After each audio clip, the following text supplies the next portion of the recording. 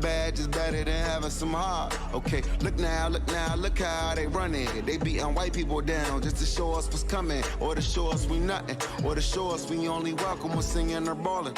You shut up and dribble. Love. Hey everybody, I'm Carrie Champion. Welcome to We the People. So today we are having a very candid conversation with athletes and artists who want to make sure that you use your voice to vote.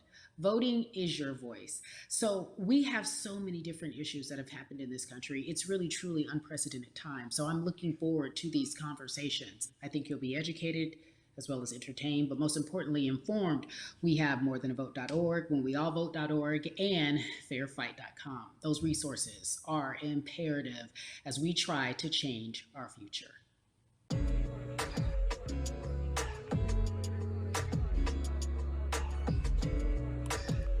Yeah, la.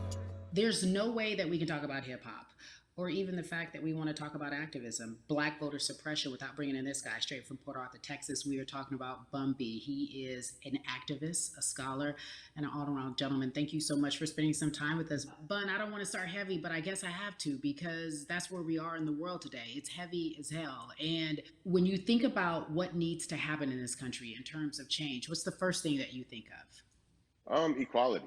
That's pretty much the first thing that comes to mind, right? Black people need to be seen as equals in this world. You know, we had to fight just to be recognized as a full citizen in this country and not 3/5. The world is now seeing what we've known for so long in the culture and in the community. The one way that we can fight is obviously voting. Talk to me about what voting means to you. I hear people all the time talking about one vote doesn't matter and that voting doesn't make a difference. If that's true, why do they work so hard to suppress the black vote? Because they understand the power of the vote. And so it's time that black people collectively also understand the power of their vote. And not just on a national level, because a lot of times we only have this conversation every 4 years. People need to be very much involved in their local politics. They need to understand who their elected officials are, where they stand on issues that affect you. And you need to use your vote to either support the ones that care about you and your condition, or to elect people who do. A newer initiative that we're dealing with is educating felons, right? So in the state of Texas, if you're a felon, right, if you've been to jail or to prison, but you're no longer on probation or parole, you have the right to register to vote.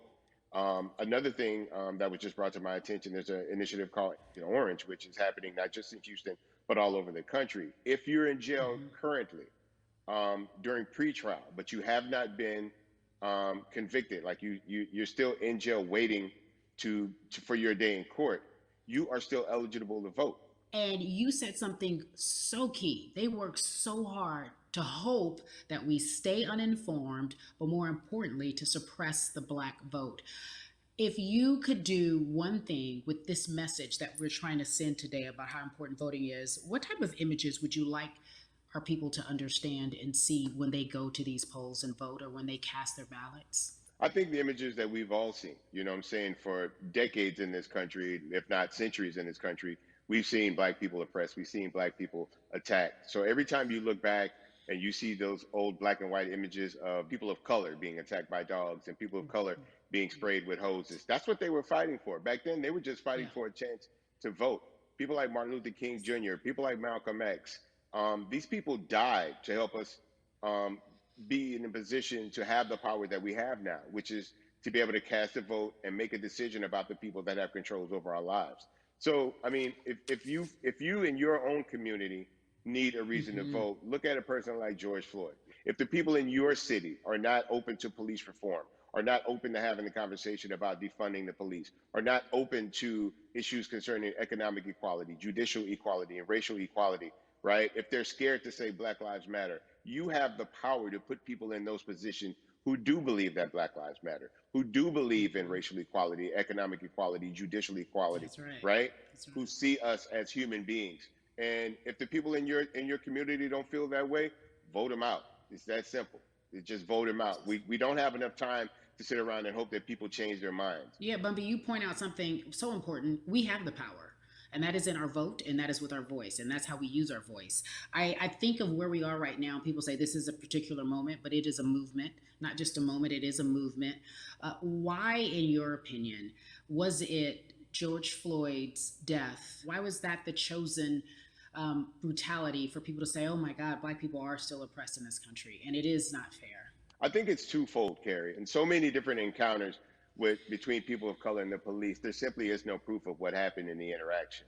And so what happens is in a court of law, it tends to lean towards the policeman's point of view, right? In this case, we saw very clearly what happened. I think the other thing is due to the fact that everyone was at home, basically, during this time period in relation to the coronavirus, you couldn't avoid it, right? It was on every television station. It was on every social media platform. Everywhere you turn, you were constantly hit upside the head with this message. You see in the interaction that this man did nothing to deserve what happened. That's right. I think so well said, because if you think about it, in the grand scheme of things, it wasn't worth it, and he didn't have to lose his life. I think that you touched on something that a lot of people talk about, and that is now defunding the police. That has been such a huge conversation, but there's so many misconceptions around defunding and dismantling. If you will, educate the audience. All right. So most people, when they hear the term defund the police, they tend to think of, oh, they're going to take away our police department. Nothing could be further from the point. Defunding the police means that in certain communities, even Houston, take for example, we had over $1 billion allocated to our police force. Now, what is that money being used for? Some of that money tends to be allocated towards riot shields, right? Pepper spray, right? That kind of thing.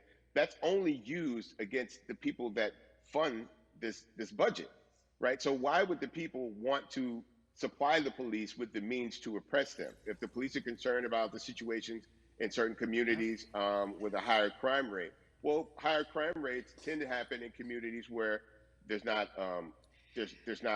employment opportunities, right? There's not a lot of social services, and people are going to do what they need to do to take care of themselves and their families. When the community has more opportunities for employment, more opportunities for upward mobility, then they tend to be less of a strain on the government. They tend to have a lower crime rate. And because of that, we'll have less need for the police in those communities. You are passionate about so many different things in terms of making sure that we are holding our leaders accountable. Talk to me about some of the other projects that you're working on. Well, right now, obviously, being a part of More Than a Vote is essential. We're dealing with primaries in this country right now.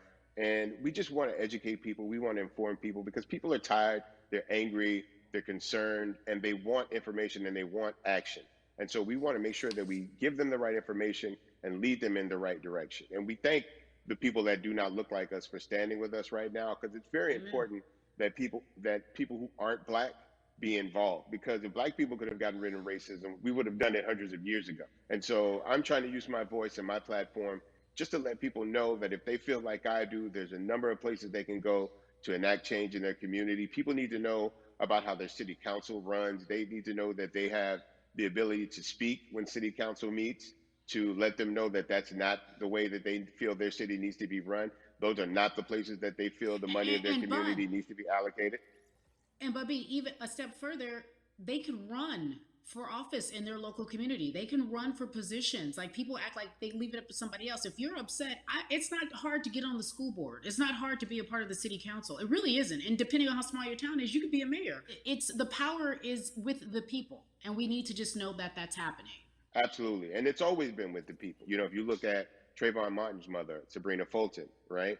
She felt that there was a system of racism and a system of oppression that led to her son's death.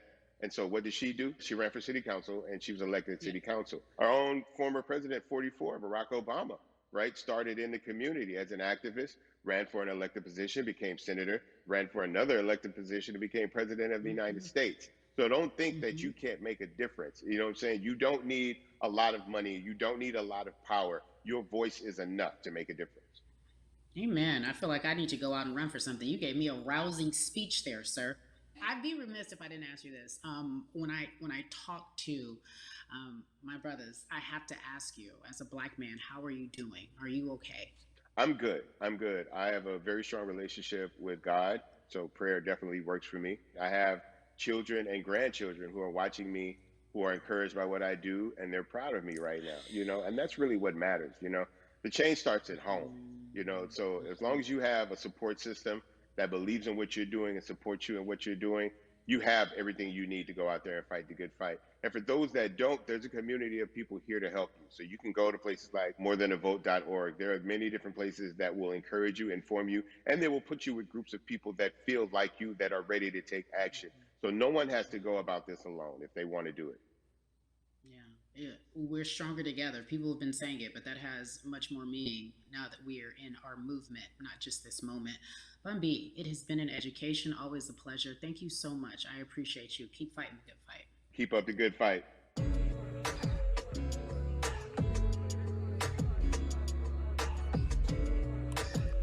Yeah, la la.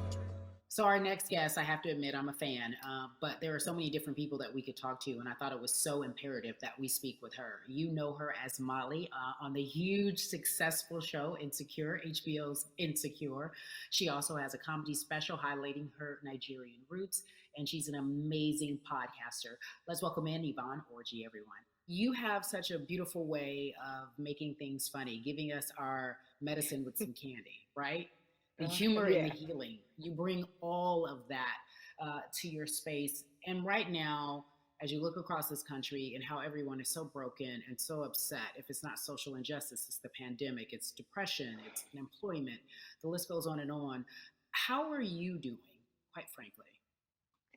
You know, I'm rediscovering self in a way that is hard, but necessary, that will lead to ultimate joy. I know it sounds like a lot, but no, I think I personally think that God put all of us on a global timeout. Like we just, America hasn't done as good as other people when it comes to timeouts because everyone else is out playing at recess, and we're still in the principal's office hoping and wishing we can come out. But I think that if we settle into the timeout and really learn the lesson that we're supposed to learn from this season, I think we'll emerge better. We'll learn how to play well with others in more ways than one. And so personally for me, I'm taking this time to learn me in a new way. I feel like I'm being ushered into a new season, and I'm getting still, because sometimes the busy confounds the work that we're supposed to actually be doing. We're busy doing other stuff, but we got work that we need to do on the inside. And I'm leaning into it. I'm like, dang, I thought I was gonna be able to rest like everybody else. And God's like, nah, we got work to do. You know what? And I think that's what everybody is saying about 2020. It's demanding that we be better. And you said it's a global timeout. What do you mean by that? Yeah, it's like everyone sit down, be humble, to quote the great prophet Kendrick Lamar. But like, no, seriously, sit down and let's reevaluate some things. Let us unearth and shake up the things that we have been trying to hide within ourselves, within our nation. I think America is going through an unraveling right now, a much needed, a much necessary one. And I think all eyes on us, right? There is no, oh, I was on the subway for an hour, so I didn't miss that thing that happened. No, everybody was home. Everybody, was watching when George Floyd died, and everybody, no one could hide it. Everyone was watching when Amy Cooper called the cops. Like, this is a time where it's like, oh, we can't pretend it away. We can't excuse it away. No, no, no, no, no. It's a global timeout. Sit down, watch, and let's learn. And globally, it's like, hey, we were going business as usual, but it ain't usual no more. Like that's old.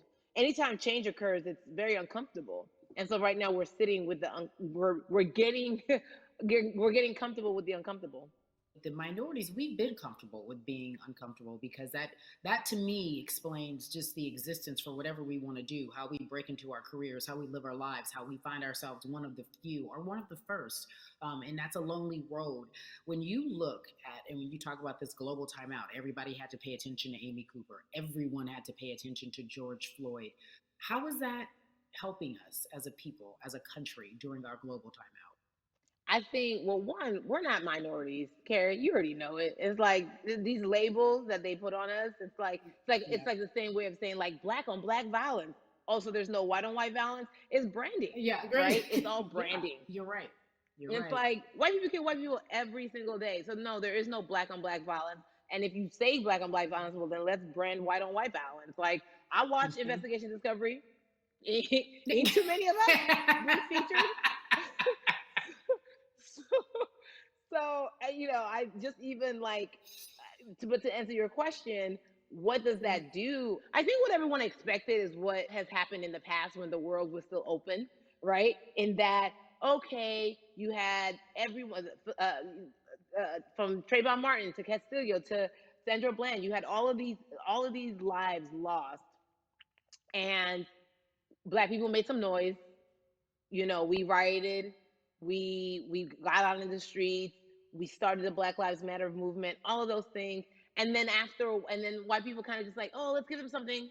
And then it's just like, is it over? It's like Oscar is so Black. Okay, okay, good. We gave some Oscars. Are we good now? Like, are we even? And it's now it's just like, oh, no, no, no, no, no. This is not about like a band-aid. It's like, yo, we might have to amputate the leg a little bit, but it's all right because by amputating the leg, we're gonna save the body. And so I think that's what's happening now. Like, America is realizing, like, oh, Black people aren't just making a little bit of noise. Like, the protests are still out. The conversations are still being had. The change is still being demanded. And I think they're seeing, oh, this is not going no way. And no, it's not, because we need systematic change. What a beautiful way to explore what is happening and describe our country. We might have to amputate the leg, but that's to save the body. That's what's happening right now. That's beautiful, Yvonne. And to that end, I have to ask you this, because the way that we do that, we use our voice. And our voice right now in this world, in this country, is our vote.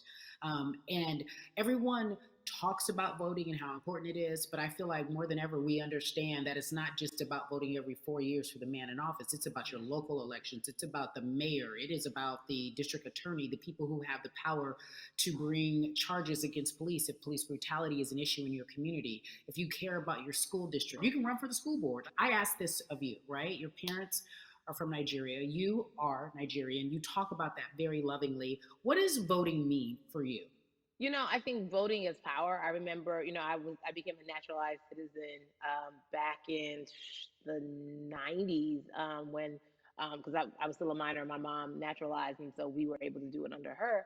And just even that power of, like, we're American citizens and all the access that we have by being citizens. One of those accesses and those access to power being voting. It's a big deal. It's a big deal because not only do we have the opportunity to be in this country, but now we can be of the country. We can be of the systems. We can be of the rules. We can be of what it actually affords. But I think, going back to your earlier comment about just the setup of systems, I think we are done a disservice. Either it's schools or whatever it is, and I'm not putting teachers on blast. I think teachers do a phenomenal job, but for some reason we do not, and give them all the raises. I know too many parents who are like, this child of mine, I do love them, but hey, who where can I drop them off? And I do think that there's a disservice done because, again, when we talk about them, to your point, we talk about every 4 years. It's important to vote for the presidency. We don't realize, like, oh, snap, we actually can vote about, like, how much our libraries get. It's like small things like that, but they make a big difference. When you think of voter suppression in this country, what does it look like for you? It's the systems. When we talk about voter suppression, we also talk about systematic racism, right? It's all the systems that set up. And we've normalized, okay, maybe your job will give you a half day, or maybe, you'll be able to get this luxury. It shouldn't be a luxury. It should be built into the system. It should be built into the fabric of how we vote. But maybe you'll be able to get this luxury in order to enable you to go vote. Think about everything disenfranchised, marginalized Black person has to endure in a day. So in a day, you need to get to work. If something happens to your car, if something happens to your child care, if something happens to, there's so many factors along the way that can send you into a tailspin as an American. And then you add on as a person of color. If you're just trying to get to vote and you already have to go through all of these hurdles and hoops in your everyday life, imagine the one day when your voice really is supposed to matter the most in this country. But then you also see all the times that you tried to have your voice matter, and then it's been shut down, repressed, told it doesn't matter. And then you're kind of like, what's the point? How do we keep hope though? If I'm watching this right now, how do we as a people stay hopeful? How do we believe in the promise that these quote unquote forefathers have given us? Because have you met black people? By default, like hope is infused in our DNA. Like you know what I'm saying? Like like if we haven't been broken now through, be it through You're right. slavery, through Give capitalism, it to me. through Give it through to me. colonization, through Yeah, segregation, you're right. through I mean, listen, the history of black people in this country is at one point we were 3/5 people. Mm-hmm. That's it. At one, That was a written law. And look at us now. We are whole. We are black girl yeah. magic. We are black boy joy. We are, you know what I'm saying? Mm-hmm. What I think about in terms of giving us hope, right? We're making a lot of people nervous right now, Carrie. We're Oh, making a girl. lot of people Ben. nervous right now because they're like, dang, we put all these obstacles in their way, and these jokers are resilient. But that should give us hope. That should give us hope that like we can't stop, won't stop. I mean, I went to the school of Diddy. You know what I'm saying? Hashtag, Harlem shaking it right now. Can't stop, won't stop. And I think that's our motto. We can't stop voting and we won't stop voting. We can't stop marching and we won't stop marching. We can't stop thriving and we won't stop thriving. To that end, because you led me directly there, I've been asking everyone who's appeared on this platform, what does activism look like? And I feel like back in the day, we had an idea. Yes, it is marching. Yes, Yeah. it is protesting. Yes, it is speaking out against things that we feel are not right or unjust. But talk to me about what activism looks like for Yvonne Orji. Listen, activism, I think the beauty of activism is that it has many faces, right? You're going to have the people on the front lines. Like, you know what? Martin Luther King marched, but there were a lot of women who were in the homes like, hey, BT Dubs, when they come back, this is how we support all the people who are marching on the front lines. And we're going to be here doing what we know to do best here. And you know what? Somebody needs to bail them out of jail so now we need to be in the community, getting money or whatever it is. So it's like everybody has a position to play. And so play your position like a shortstop, bruh. So whoever you are and whatever you do, play your position. So activism could look like, you know what? I'm not the one that's built to be on the front line, but you know what? My pockets go deep, so I'm gonna support the people on the front line. I'm a comedian. Black joy is a form of activism. There's always a call for entertainers or celebrities that have the platform to do something. Why aren't you speaking out? I'm not a believer in thinking that it's mandatory. Like you said, everyone can be an activist and be activated in different ways. But talk to me about the connection. Talk to me about the marginalization in your world and how you feel like it even inspires you to say more and use your platform to do more. Beneath the surface of what we do, like Niecy Nash says, it's the who, right? The who is the person who's going to be like, hey, let me call this out. Either blind racism in terms overt racism, in terms of ways that we can be better, in terms of ways that we can actually be more uplifting to the community that you may not even realize that you're serving. Before I let you go, talk to me about the urgency, in your opinion, for people to vote, our people to get out and vote this coming election. Yeah, I mean, guys, guys, if you think you're tired now, I'm telling you right now, we cannot take this sitting down. We can't take this jokingly. I understand that it may be hard to figure out who to vote for, but at the end of the day, we got to vote for our families. We got to vote for our legacies. We got to vote for continued progress. We have to vote for upward mobility.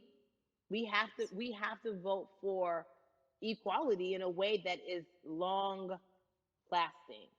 And if we succeeded before, we can do it again. You talk about the whole. This is the time.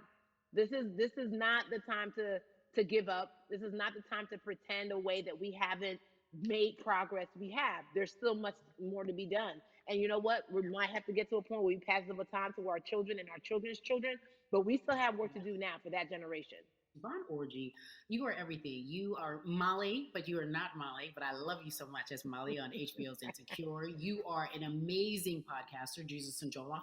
Shout out to Lovey. And then we also have movies. Like you, the world, you're a model, a cover model. Also, wait, don't let me forget your hugely successful stand-up comedy special on HBO. Girl, you're doing it all. And I am so grateful. You're truly the dream, not just the American dream. You're the black girl, brown girl, do it all dream, the immigrant dream, everything. You're a beautiful, beautiful soul. I really, really mean that from the bottom of my heart. Yvonne Orgy, ladies and gentlemen, nothing but the best and excellence personified. Thank you so much, my friend. I love you so much, Mama. Mwah.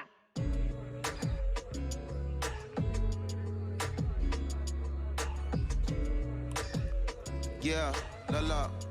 So Atlanta has been one of the hotbeds in terms of political unrest and social injustice. We've seen so much happen in that city, and we've also seen so much come from that city, including one of our very own founding fathers of the civil rights movement, and that's Martin Luther King Jr. But right now, we want to welcome in someone who has used his platform to talk about voting, to talk about racial injustice, and how he's trying to help.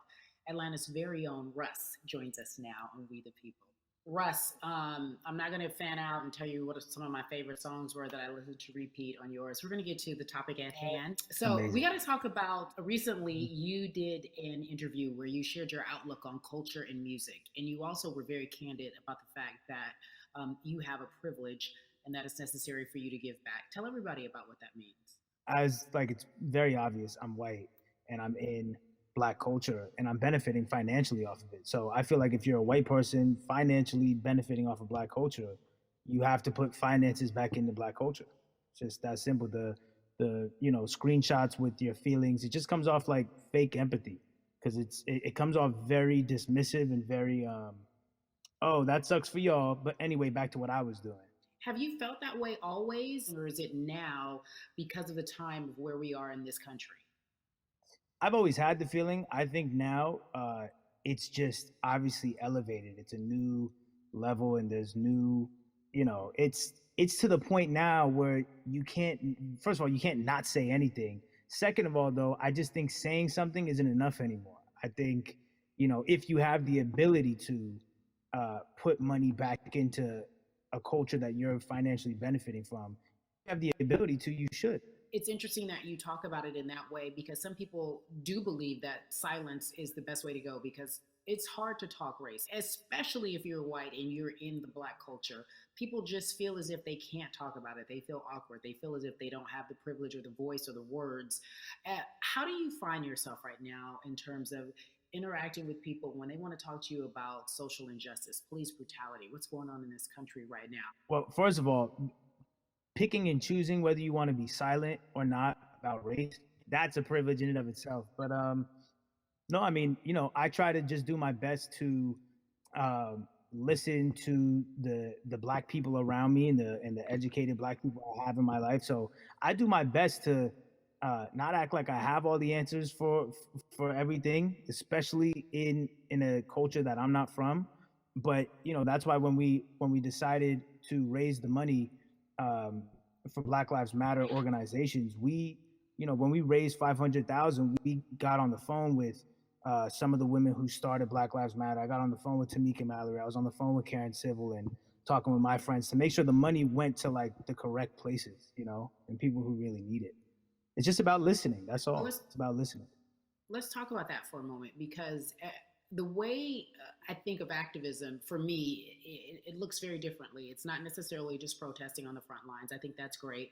But what about being an activist in the way in which you have decided to be one? What inspired you? What did it look like? You said you raised money for Black Lives Matter.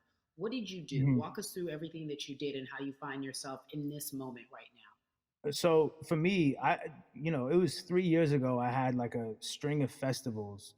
And I decided that I was going to wear T-shirts with a message on them because I figured what better time to use a platform than in front of, a bunch of people.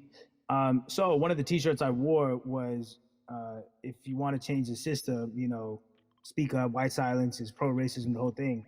And it didn't really it kind of got swept under the rug back then. But, when all this stuff started happening again, and it's been happening, the police brutality against innocent Black people. I was like, man, I'm not the biggest artist in the world, and I certainly don't have the most white fans in the world, but I got a good amount of people that I can definitely mobilize and turn into some money.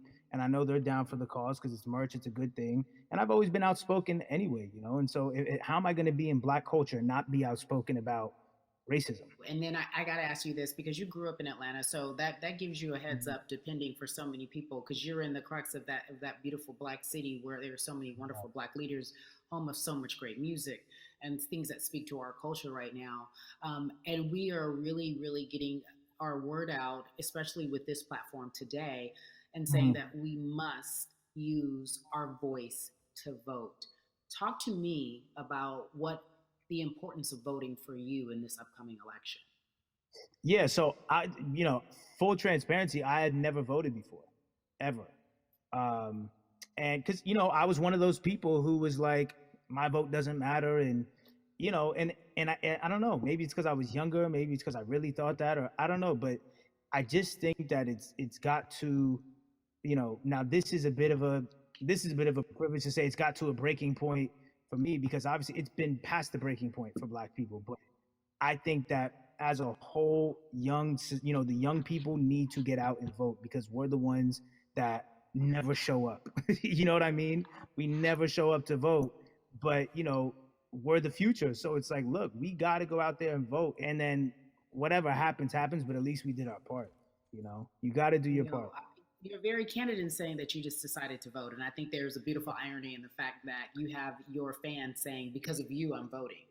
Right. And there's something beautiful about that. But I want to know why now for you. Why in this moment is it important for you to vote? And what hit your spirit to say, yes, this is the time to do it?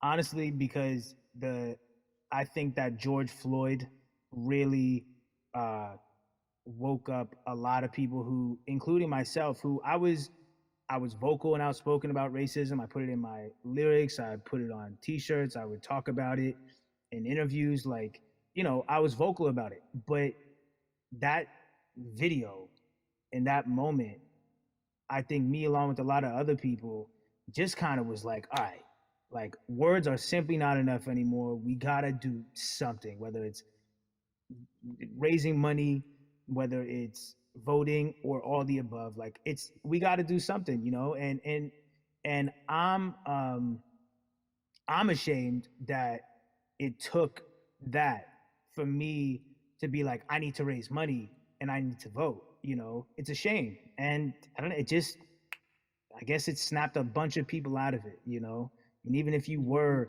vocal and whatnot, it's time to actually put your money where your mouth is. It's time to go vote.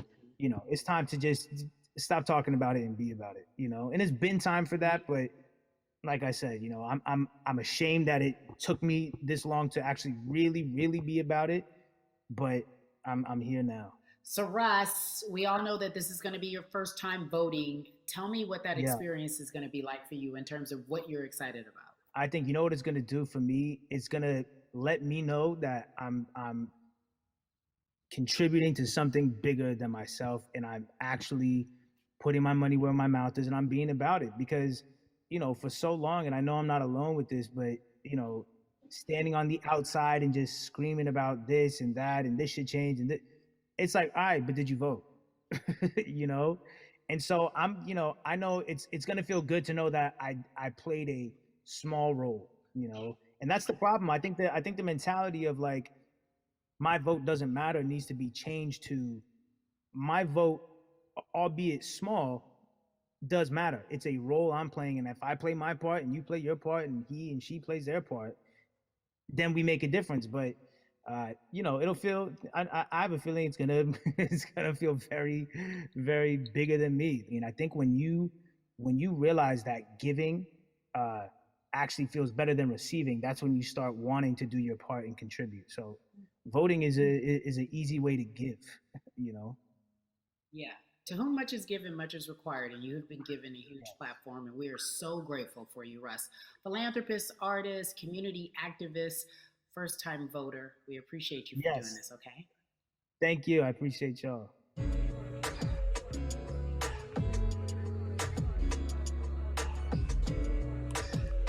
Yeah, la la. So, cities like Atlanta and Chicago have been at the forefront of the discussions, especially now in this country when we're talking about COVID 19 and systemic racism, as well as police brutality and what we can do in this country. Again, we're continuing our conversation, letting you know that your voice is your vote and your vote is your voice. We can change where we are in this country. Currently, I'd like to welcome in Chicago Cubs right fielder Jason Hayward. I appreciate you.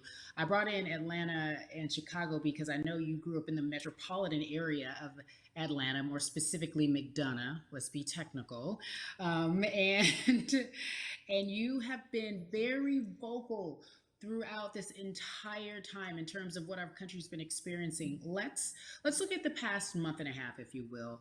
What has been the hardest thing for you to deal with? The hardest thing for me to deal with, Carrie, this last month has just been going from the virus shutting everything down to us being called to action. We've had multiple police brutality situations. We've had people protesting, wanting to get the message out. But I really realized that I need to be a part of the positive message and make sure that doesn't get lost in all the chaos going on, for people to actually hear from a reasonable, respectable person who cares about everyone involved. A reasonable, respectable person who cares about everyone involved, which leads us to More Than a Vote. It is a beautiful collective of Black athletes and artists. You are a part of that. Talk to me about why that's important for you right now, and this be a part of that collective. To me personally, it's important to be a part of that because I've somewhat used baseball and my craft as an excuse to not get more involved in voting. But I can't any longer use baseball and work as an excuse not to get educated, and not also to show people, like, at any moment in time, any walk of life, we can make a difference. So tell me in your words, what does activism look like for you? In my words, it looks like LeBron James, the biggest athlete right now on the planet, speaking up and breaking the ice for everyone.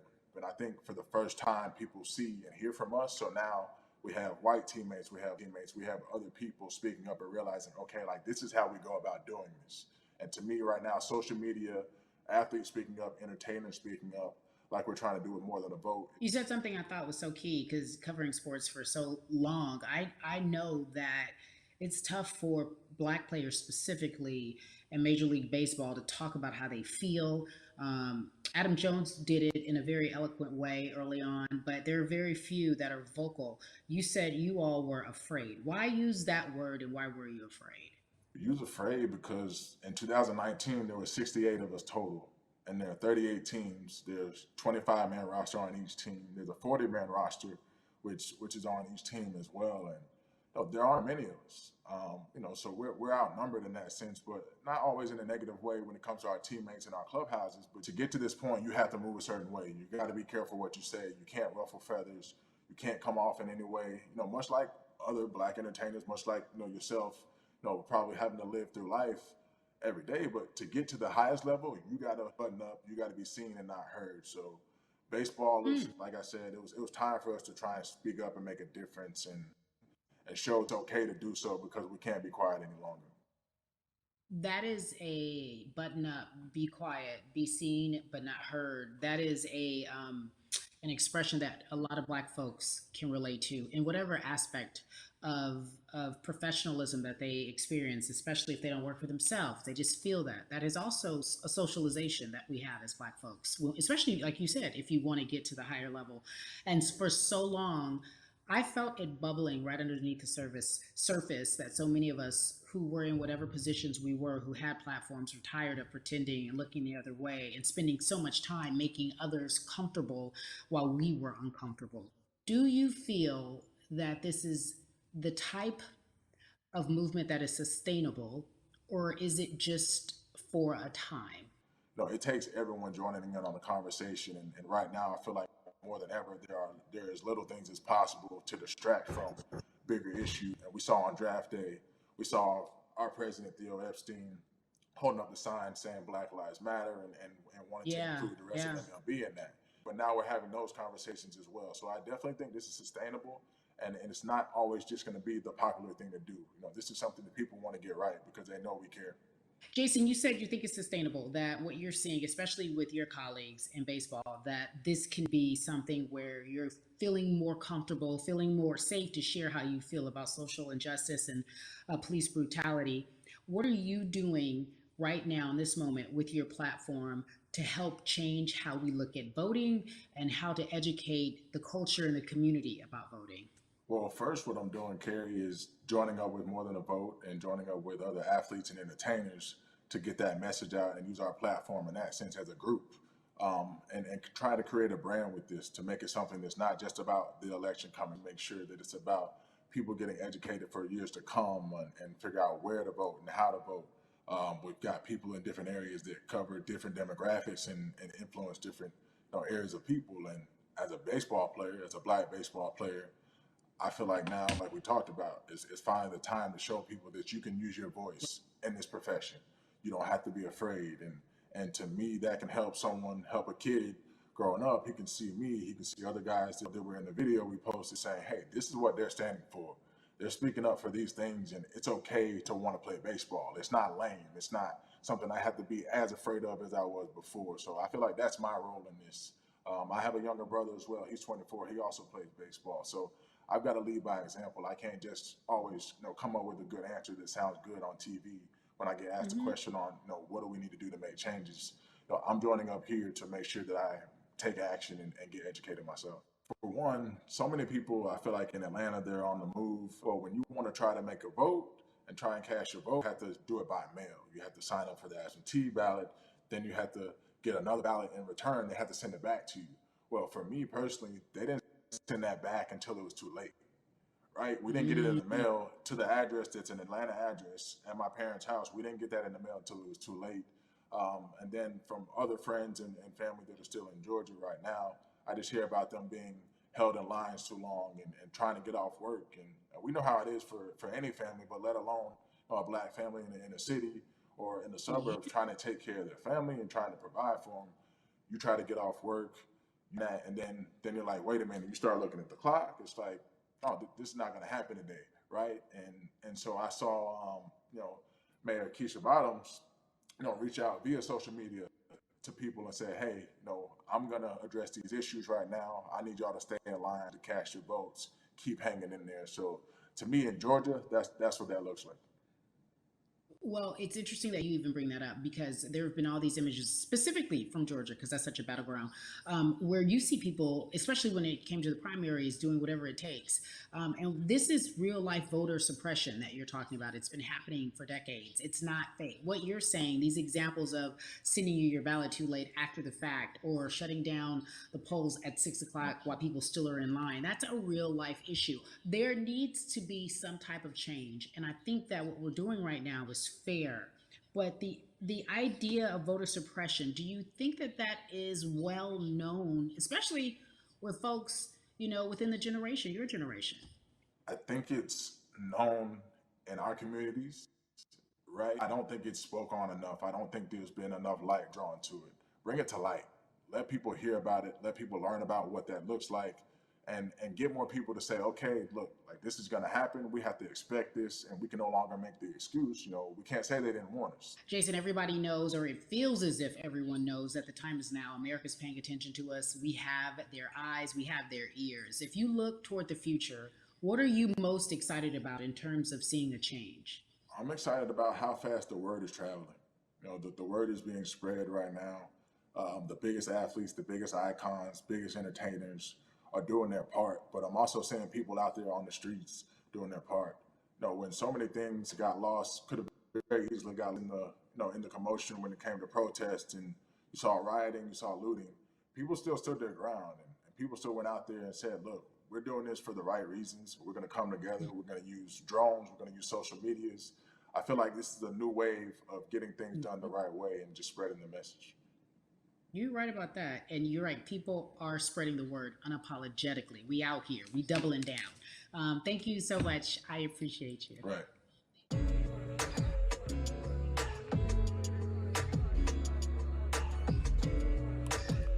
Yeah, la la.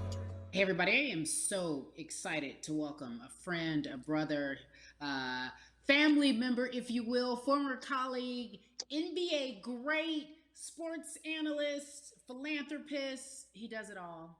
And he's here to give us his time and his platform to talk about something that is so important. That is voting. Everybody, welcome Jalen Rose to We the People. Talk to me about how important it is for the people who know you and love you and look up to you. Why is it so important that you use your platform to talk about voting? Initially, we have to get past the stigma of the mental systemic racism that comes with the presidential race, governors, mayors, senators, judges. We've been conditioned to believe that our vote does not matter. So you